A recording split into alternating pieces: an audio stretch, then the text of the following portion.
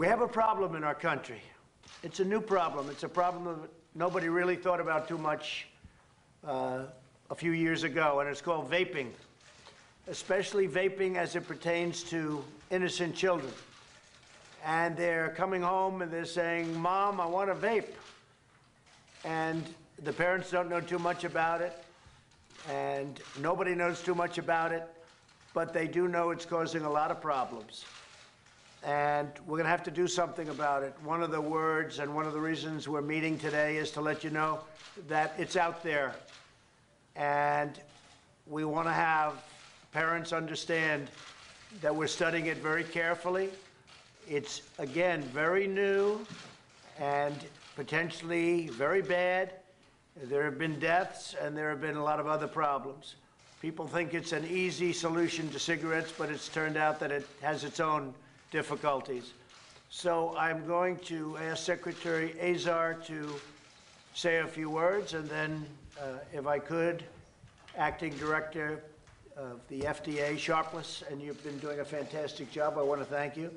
And we want to discuss the situation because not only is it a problem overall, but really specifically with respect to children.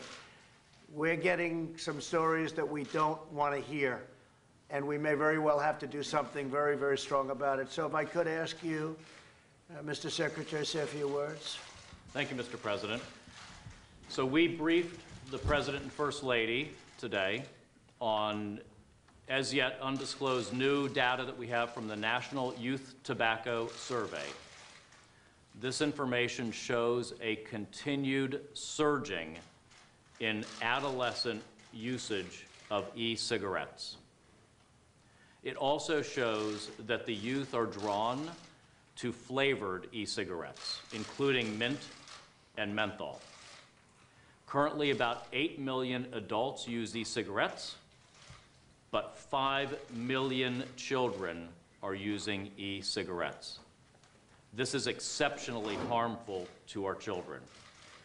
An entire generation of children risk becoming addicted to nicotine because of the attractiveness, appealability, and availability of these vaping products. So with the President's support, the Food and Drug Administration intends to finalize a guidance document that would commence enforcement to require that all flavors other than tobacco flavor would be removed from the market. This would include mint and menthol flavoring, as well as candy flavors, bubblegum flavor, fruit flavor, alcohol flavor. You get the drift. So once the FDA would finalize this guidance, we would begin enforcement actions to remove all such products from the marketplace. We would allow tobacco flavoring to remain subject to their filing, the manufacturers of the tobacco-flavored e-cigarette products filing for pre-market tobacco approval with the Food and Drug Administration to assure that the availability of their product is consistent with the public health under the standards set by the Tobacco Control Act. Any of the other products which would be removed from the market would be able to apply under the similar regulatory pathway for approval, but have to meet that standard. But I want to caution that with the President's support, while we would allow the tobacco-flavored e-cigarettes to remain on the market to be available for adults who are seeking to stop the use of combustible tobacco, if we find that children are being attracted to tobacco-flavored e-cigarettes, if we find that manufacturers are marketing the tobacco-flavored e-cigarettes to children or placing them in settings where they get them, we will take enforcement action there also. Let me turn it over to Dr. Ned Sharpless, the Acting Commissioner of the Food and Drug Administration, for any additional details and comments that he would have. Thank you, Secretary. The data gathered by the CDC and the FDA are as the Secretary described. It shows a very concerning and alarming trend of use by children of flavored e-cigarette products. The President is directing the FDA to take decisive action against this problem. and to finalize our plans that we have been working on.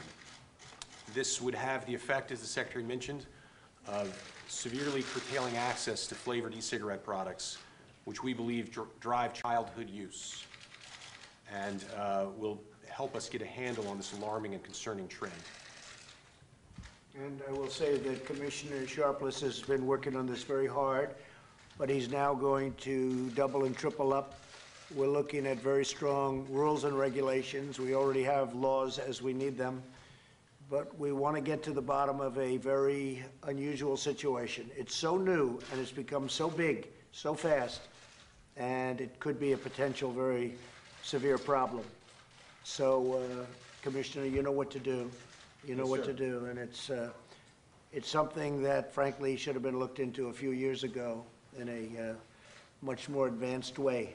It wasn't, and we have something that will be very interesting to see what turns up. But you'll be able to report back in the fairly near future because you've done a lot of work on this, and we'll see what happens, okay?